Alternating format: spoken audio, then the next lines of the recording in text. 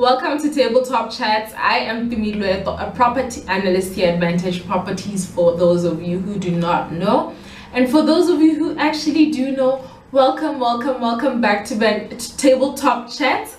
I hope that you do like this video and comment down below of what your thoughts are about today's topic. So in essence, today's topic is simply buy or build, what is cheaper. This topic is very much open-ended, and for this very reason, anyone can pick any side and run with it and argue for it as much as they want, because it is very much open-ended. And in addition to that, at this particular point in time, in this particular economy, you'd find that materials have been inflated and interest rates are lower, so one would actually wonder what's cheaper, buying or building. And for this particular conversation, I like to tell people it's important to understand the location where you want to acquire that particular property or where you want to build that particular property, and your why. This is easily because your location, say for instance you're building your location, you want a property in Gaborone and your location is Gaborone, but you don't have a plot. Finding a plot within the city is going to be very difficult, and it's going to be very much expensive, because plots in Gaborone can go 550 just for an empty plot, 600,000 for an empty plot. So it's important to know your location and your why. Your why comes in terms of, is it going to be owner occupied or is it strictly going to be an investment property? By investment, I mean maybe you are buying to rent it out, or you are buying that property to sell it once prices have hiked, or whatever the case may be. And as we get into the topic, I actually want to layer this by separating each one of them and giving you an essence of what you need to take into consideration. So yeah, this is the most important part. When I'm talking money in terms of building, it can be cheaper depending on what you're building. For instance, if it's a standard house, IBR, no tiles, nothing, your old BHC houses, it would be probably cheaper to build it because you don't have to pay a lot for the material. But if you are looking to buy a whole tiled up property with certain finishes and fixtures and all of that, it might just be a little bit expensive. So with buying your property, or rather with building, the good part about it is that you don't have to pay any transfer cost, right? So you only pay transfer costs if you are buying a property or if you're buying the land, but because you won't have to or you won't be buying anything, or rather you won't be buying the property, you don't have to pay any transfer costs, which cuts down immediately. But you do have to pay for your architectural fees, your structural engineer, you have to pay the constructors, the laborers, and all of that good stuff. So these are things that you have to take into consideration. Also with budgeting, you can go over budget, and this is simply because we never think of everything. No matter how much you thought you've put it down and you're like, okay, I have to pay for material, this is the material that I'm gonna need, this that, and you've consulted, there's always something that's gonna be left out. And that's the painful part about building. There'll always be some sort of an additional cost that you have to pay for that you don't even think of, and it might just take you off budget, especially if you have no construction experience and you are relying on your constructor, but sometimes they can be a little bit shady so that they get the deal, or so that you can actually use them to be your constructors. So this is something to look out for. And then with buying, you actually have to pay the transfer costs. You are also likely to stay on budget, and your transfer costs, like I mentioned in the previous video, if you're a first-time home buyer, the best thing about it is that you actually don't have to pay any transfer duty, but you do have to pay transfer costs in the form of conveyancing fees, because either way you're going to need to transfer your property, and you're going to need a lawyer to actually do that. And then number 2 is time. If there's one thing that's very, very tiring about building, is that it takes forever, especially if you are somebody who wants it to be to a particular detail. So the more finishes, the more detail, the more this you put in, it's going to take a longer period of time. So say for instance you are building a 2-bedroomed house that is standard, it won't take that long to actually do it, versus you building a 2-bedroomed house that's tiled, that's this, that's that, and you're shipping materials that are customized and all that. So building actually takes a lot of time. So if you have the time and you're not in any rush, then building is your go-to. But if you are actually in a rush and you want to quickly move out of where you're living and you want to buy, then buying should be your option, your preferred option, simply because of time. And time is actually money for a lot of us, so nobody has the time to be actually waiting for 3-4 months for a house to be complete when they could be living in it at that particular juncture. And you could also argue that buying takes time simply because I have to go to view houses. The transfer process also takes 3 to 4 weeks. But here's the thing, the building process starts the moment you start conceptualizing. The moment you go to an architect and say, hey dude, I want you to design a plan for me for 4-bedroom house, this, that, and then you have to go back and forth with that architecture so that they can design it to your specifications. So these are one of the things that takes time about building a house. And also delays. If there's something that comes with building a house, is delays that you never anticipated. Building, this could be, look at earlier last year we had lockdowns. That means if you were building then, you were delayed for a good 2 months, a good 6 weeks to be specific. So those delays account when it comes to construction, when it comes to building your house. But when it comes to buying, the only delay would probably be at the deeds registry, or you trying to actually get a loan, but it's not as long as the building delays. So building comes with a lot of delays, it comes with a lot of time consumption, and it's very tedious, it's very tiring, it's very overwhelming. And then the third thing is stress. The stress of building is actually a lot to take in. It's actually overwhelming, for lack of a better word. And if you can take it, if you have the heart, as I would say, then building is your go-to. But if you don't want to undergo the stress ya gore architect the constructors, they left your house midway, they can actually do that. They left your house midway by and you have to keep calling them, hey guys, then you need to go buy. If you cannot deal with such things, just go buy your house, forget about building. It will stress you out. I promise you, because Bahi will make you go through the most.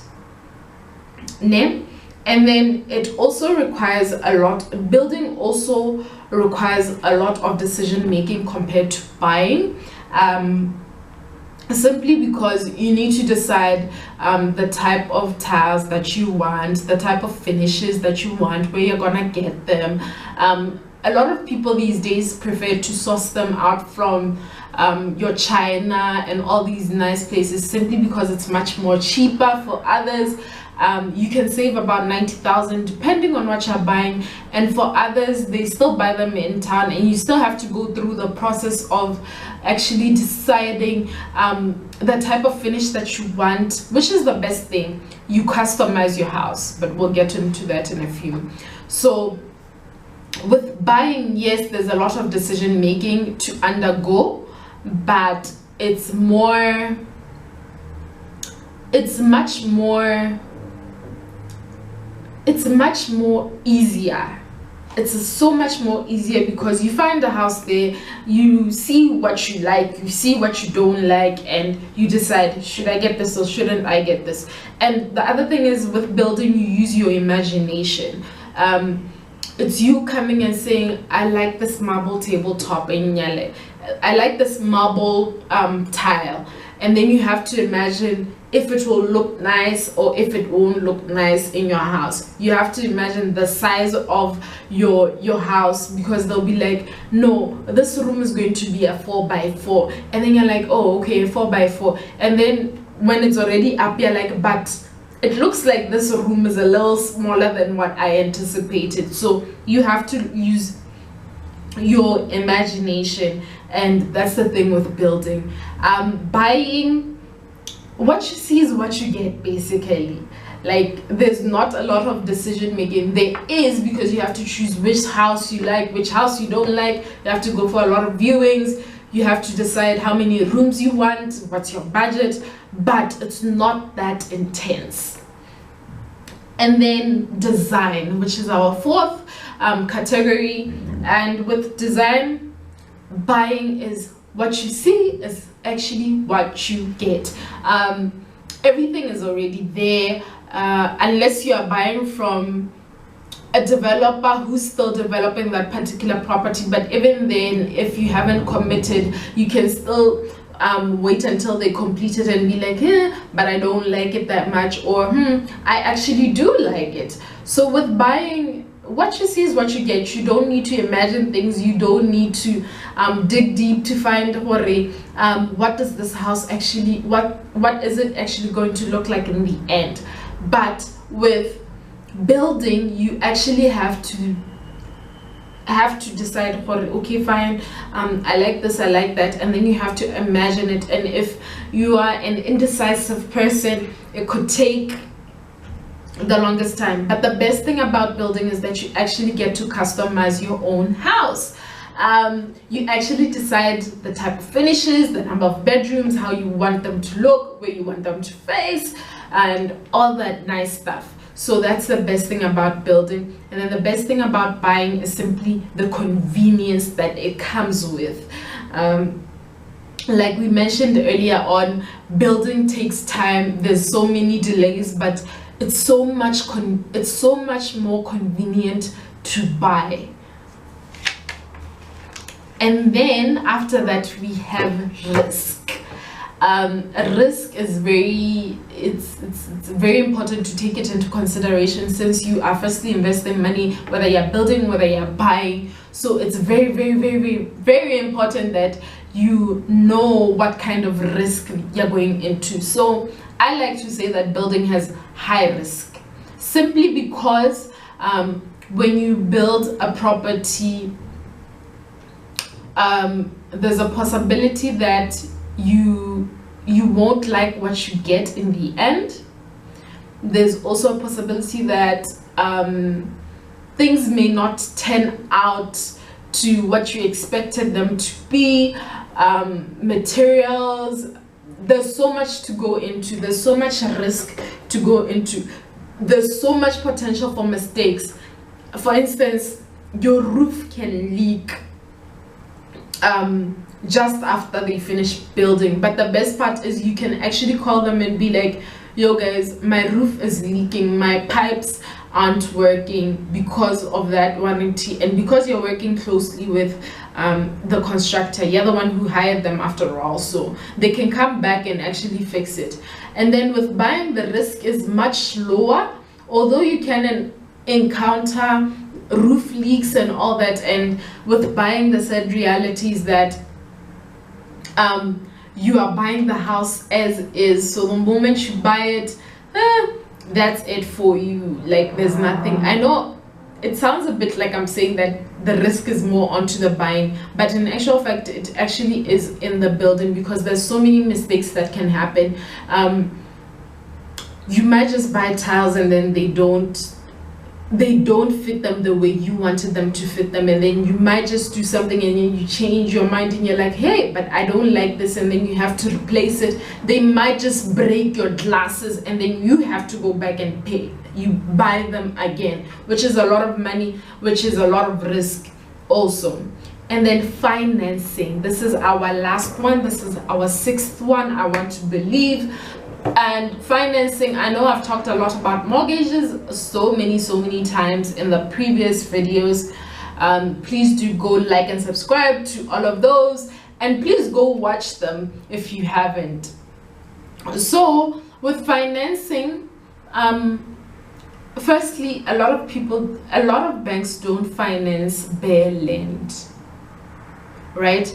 And you also need to, I don't know if I already mentioned this, but with building Ghana, you need to have land. So you need to have land where to for which you're going to put up the building in. So if you don't have land, that's an extra cost. You actually have to go purchase the land if it's in a city. But if you're allocated, kudos to you, mate. I'm sure building would be so much cheaper for you depending on the size of the building. It's important to actually take into consideration the size. But going back to financing, a lot of banks firstly don't finance bare land, so you're gonna have to buy land from your pocket. And then with building loans, majority of the financiers request that you have a deposit, simply just to reduce the risks, and the deposit is much higher than that of buying a property. So the financiers could ask you for a 25 to 30% deposit, 40 even in some cases, but for most of them, it's for buying, it would be 10% of the property value, or of the loan rather. So buying would be that. And then the other thing is, with financing, it's easier, it's so much easier to get financing when you are buying a property versus when you are actually building one.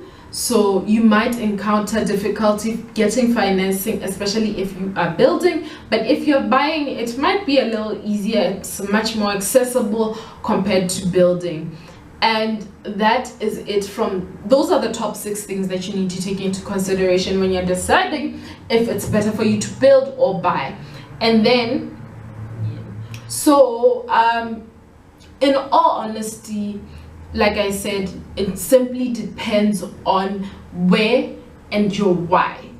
Your where, like I explained earlier, is simply to say, if it's in gaps, you probably don't have land, so you're gonna buy land, and that's gonna be 600,000, and then you're going to be buying, you're going to be building on top of that, probably a 2 beds, and then it amounts to 1,800,000, which would have been the same if you bought. And then the other thing is that if you buy, especially when you're using a bank, sometimes it's much better for you to build, simply because if you're building from your own pocket, you're not gonna be paying anyone anything, any extra money, any loans, and I'm sure we're all trying to be debt free.